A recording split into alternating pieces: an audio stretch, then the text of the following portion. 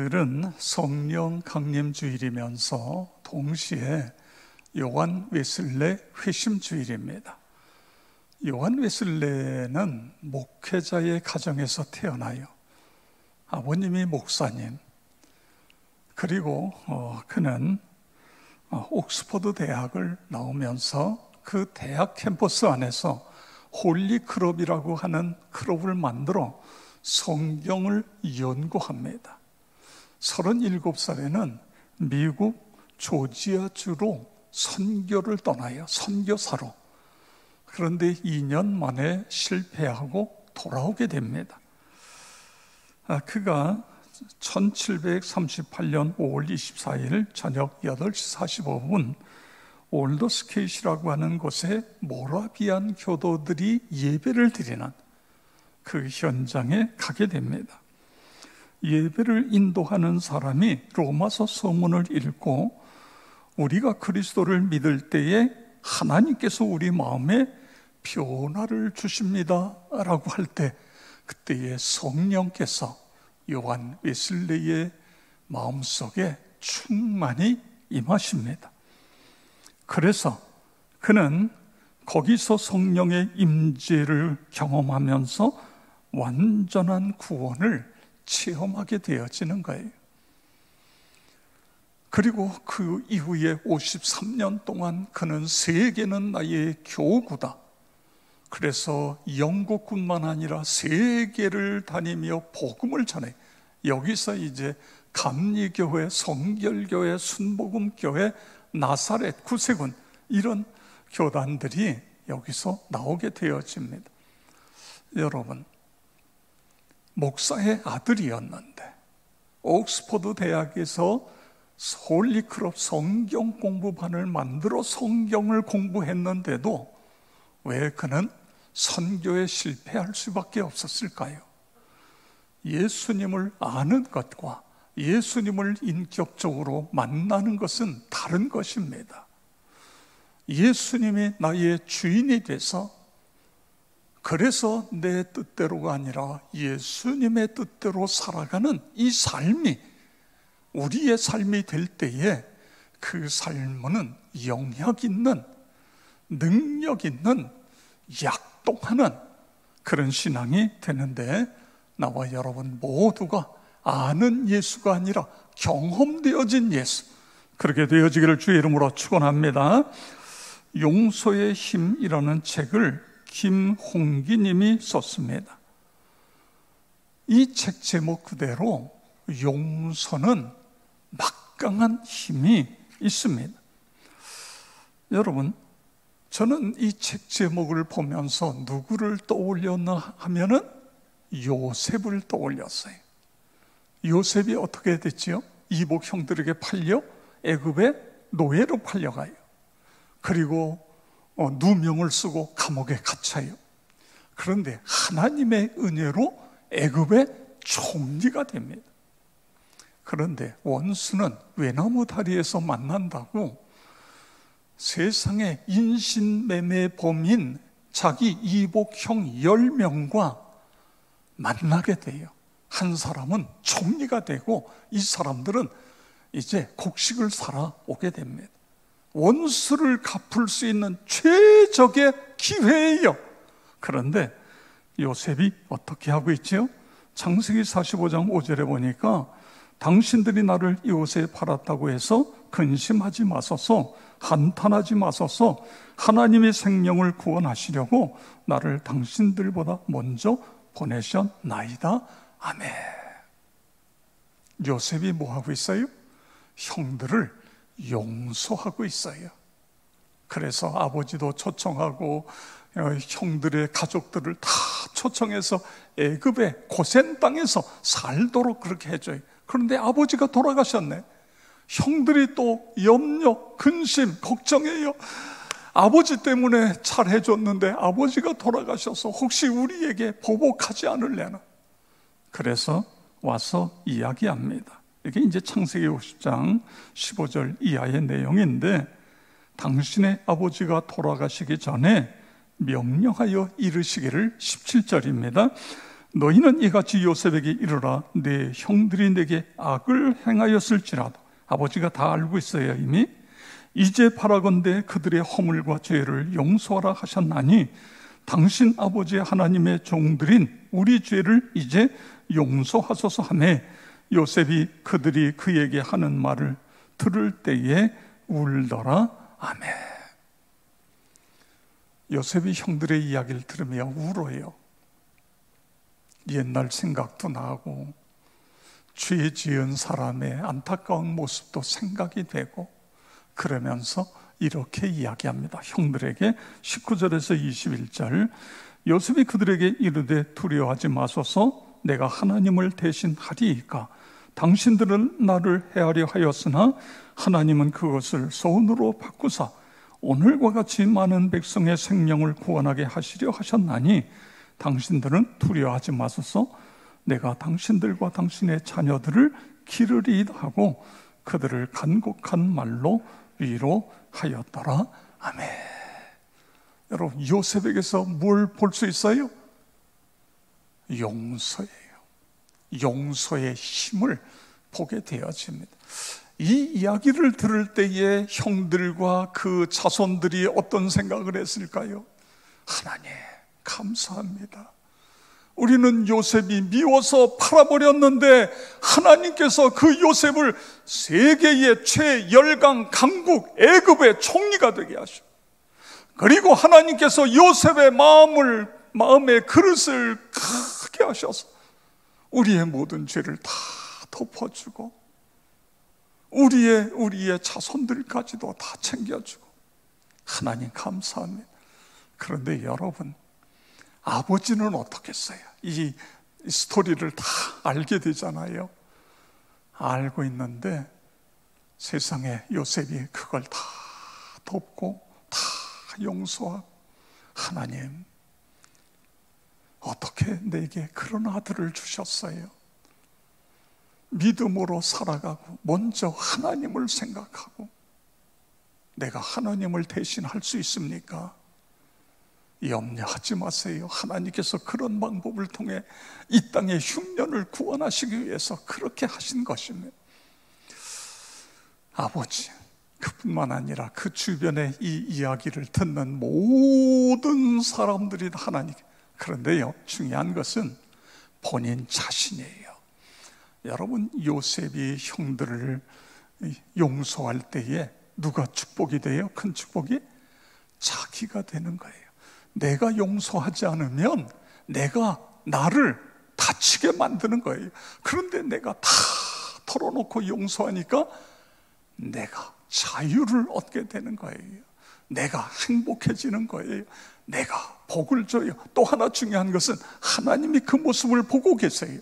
용서하는 모습. 그래서 하나님께서 아버지 야곱을 통해 이렇게 축복하고 계신 것을 볼 수 있습니다. 창세기 49장 22절 25절 우리 다 같이 읽겠습니다. 요셉은 무성한 가지 곧 샘 곁에 무성한 가지라 그 가지가 담을 넘었도다. 활 쏘는 자가 그를 학대하며 적개심을 가지고 그를 쏘았으나 요셉의 활은 도리어 굳세며 그의 팔은 힘이 있으니 이는 야곱의 전능자 이스라엘의 반석인 목자의 손을 힘입음이라. 내 아버지의 하나님께로 말미암나니 그가 너를 도우실 것이요 전능자로 말미암나니 그가 내게 복을 주실 것이라. 위로 하늘의 복과 아래로 깊은 샘의 복과 젖먹이는 복과 태의 복이로라다. 아멘. 요셉을 무너뜨리기 위해서 여기 뭐라 그랬어요? 활 쏘는 자가 그를 학대하며 적개심을 가지고 그를 쏘았으나 요셉의 형들이 요셉을 미워해서 팔아버렸지만, 요셉을 누명을 씌워 감옥에 가두었지만, 어떻게 요셉의 활은 도리요 굳세며 그 팔은 힘이 있으니, 어떻게 이런 일이 일어나요? 믿음으로 살아가고 믿음으로 용서하니까 하나님께서 이렇게 엄청난 복을 주신 것입니다.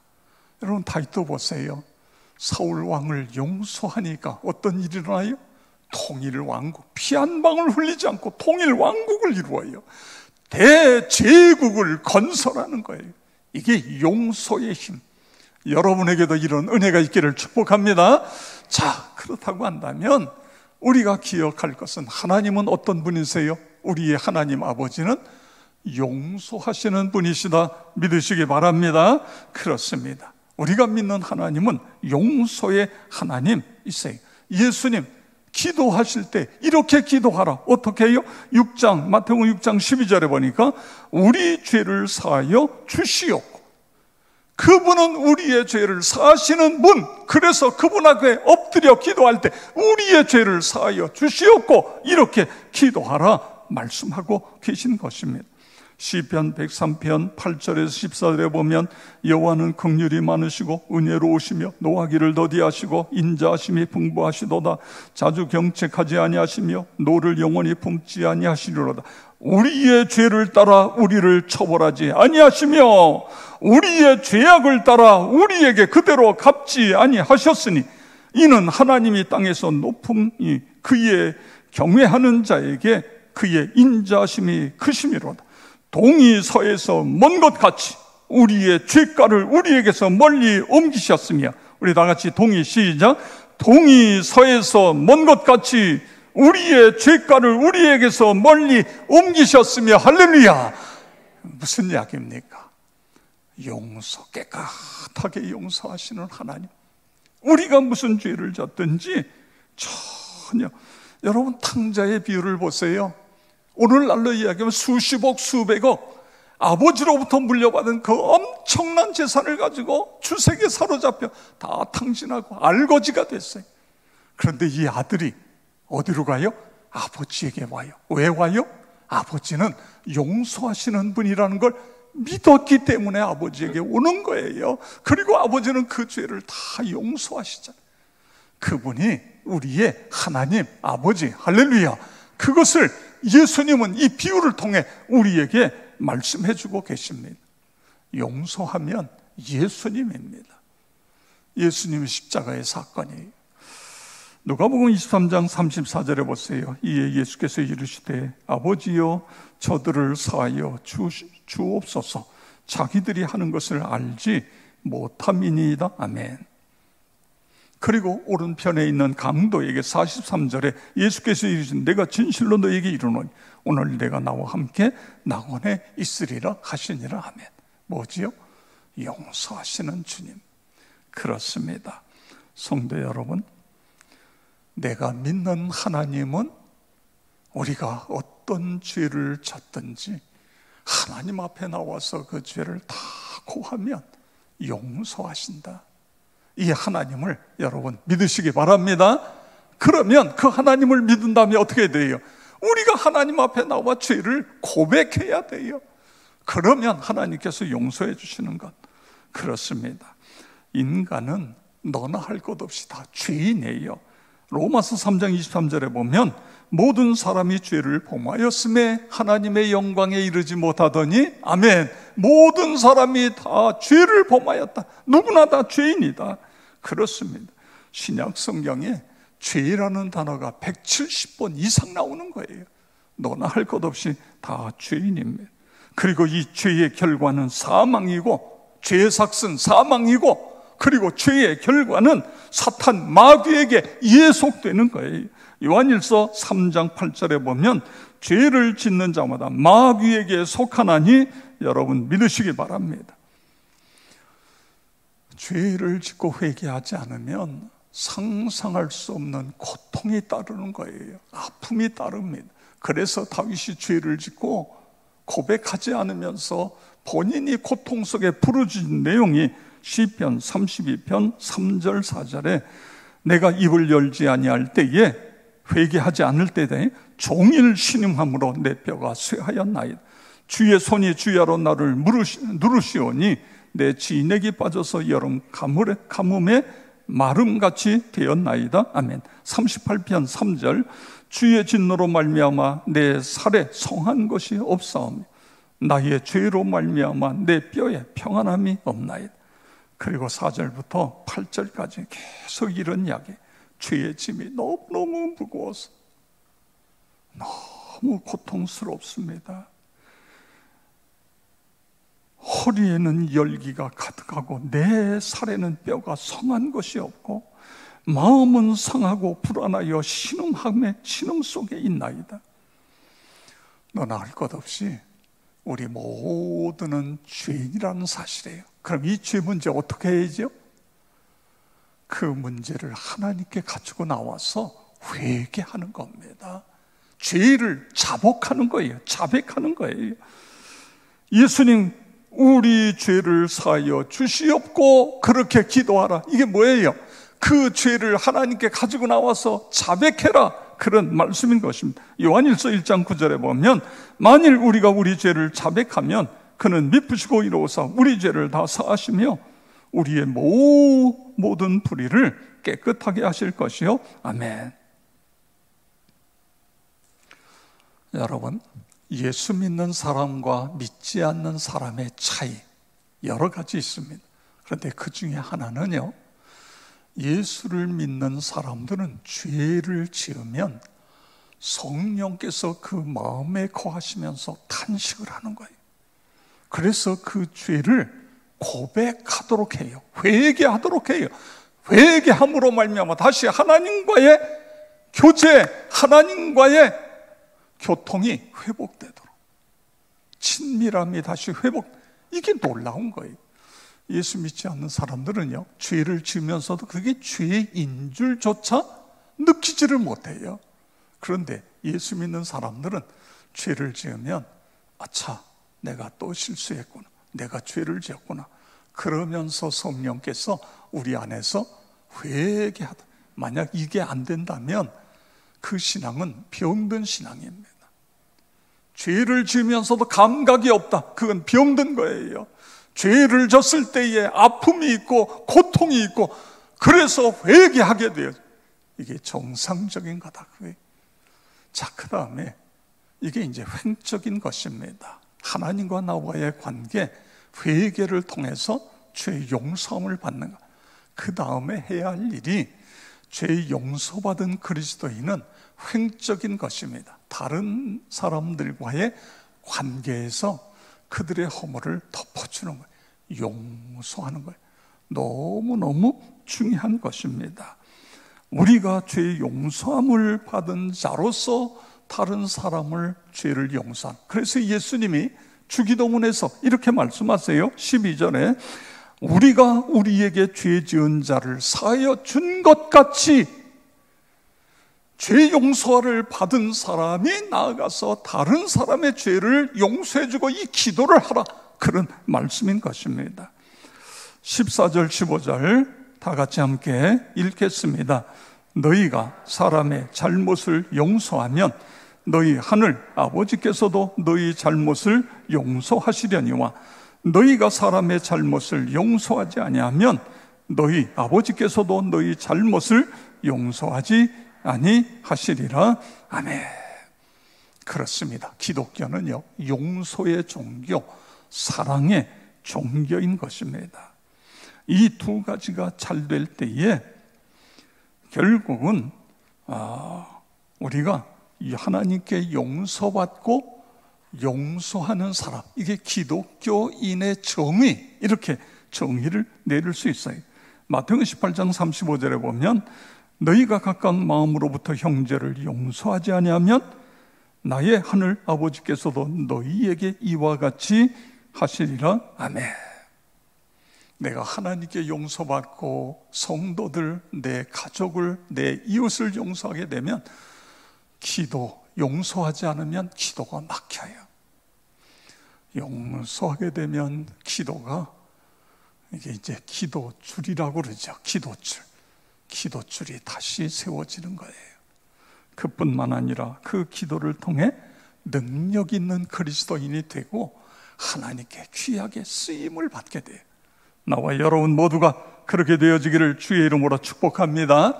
그런데 여러분, 하나님께 용서를 받았을 때 우리는 그걸 표현해야 돼요. 어떻게 해요? 찬송으로, 기도로 표현할 수 있어요. 하나님, 나의 모든 죄를 용서해 주신 것 감사합니다. 찬송으로는요, 나의 죄를 씻기는, 우리 다 같이 시작. 나의 죄를 씻기는 예수의 피밖에 없네. 다시 정케 하기도 예수의 피밖에 없네. 아멘. 거기까지. 시간이 성찬식을 해야 돼서 시간이요. 여러분 집에 가서 찬송하세요. 예수님의 피밖에 없네. 이렇게 우리가 고백을 표현하는 거예요. 사람과의 관계도 마찬가지. 정회성 씨, 아버지 이제 사랑한다고 말할 수 있어요. 이런 책을 썼습니다. 이분이 두란노 아버지 학교 가정회복 사역 팀장인데, 어린 시절에 아버지에게 너무너무 매를 많이 맞았어요. 아버지가 폭력이 보통이 아니에요. 언제 터질지 모르는 아버지의 분노는 가정을 공포의 도가니로 만들었어요. 그런데 그가 23살에 DTS 훈련을 받으면서 아버지와의 관계를 회복해라, 아버지를 용서해라, 이런 마음을 하나님이 계속 주시는 거예요. 그래서 기도합니다. 하나님, 제가 아버지에게 관계를 회복하기 위해서 아버지에게 전화를 해가지고 아버지 사랑합니다, 이 말을 하겠습니다. 그런데 이게 안 되는 거예요. 그래서 기도하고 또 기도하고 기도하다가 어느 날 전화를 했어요. 아버지가 전화를 받습니다. 아버지, 낳아주시고 저를 위해 기도해 주셔서 고맙습니다. 그랬더니 아버지가 그래, 열심히 해라 그러는 거예요. 조금 있다가 아버지 사랑해요. 그리고 전화를 끊었는데 그때부터 눈물이 쏟아지고, 그런데 아버지 사랑해요 이렇게 고백하고 나니까 아버지를 용서할 수 있게 되는 거예요. 아버지를 사랑할 수 있게 됐어요. 몇 년이 흘렀어요. 결혼해서 이제 구정이 됐습니다. 그런데 하나님이, 야, 구정에 너 가서 아버지에게 3배, 엄마 아버지에게 3배만 할 게 아니라 3배 한 다음에 아버지를 안아드려라, 이런 마음을 주시는 거예요. 그래서 아내하고 가서 3배를, 구정에 3배를 하고, 아버지, 제가 아버지께 하고 싶은 일이 있어요. 그러면서 무릎으로 가서 아버지를 끌어안았어요. 아버지 사랑해요. 그랬더니 아버지도 우시면서 나도 사랑한다. 그 모습을 지켜보고 있던 엄마도 아내도 완전히 통곡이 되고, 이것이 천국이 아닙니까? 이것이 천국이 아닙니까? 얼마 후에 아버지로부터 전화가 왔어요. 아버지, 웬일이세요? 어디 계세요? 지금 마트. 그런데 나도 너를 사랑해. 성도 여러분, 표현을 해야 됩니다. 용서하고 사랑하는 걸 표현할 때에 진정으로 하나가 될 수 있어요. 골로새서 3장 13절 14절 함께 읽겠습니다. 누가 누구에게 불만이 있거든 서로 용납하여 피차 용서하되 주께서 너희를 용서하신 것과 같이 너희도 그리하고 이 모든 것 위에 사랑을 더하라. 이는 온전하게 매는 띠니라. 아멘. 용서의 힘이에요. 용서의 힘. 여러분, 다윗이 용서하지 않았으면 위대한 다윗이 될 수 없어요. 요셉이 용서하지 않았으면 위대한 요셉이 될 수가 없어요. 하나님은 우리의 용서를 기뻐 받으시는 분이에요. 우리가 하나님 앞에 나가 회개하면 무슨 죄든지 다 용서하세요. 그리고 우리에게 힘을 주세요. 다시 용서해. 나와 여러분이 그렇게 살아가시를 주의 이름으로 축원합니다.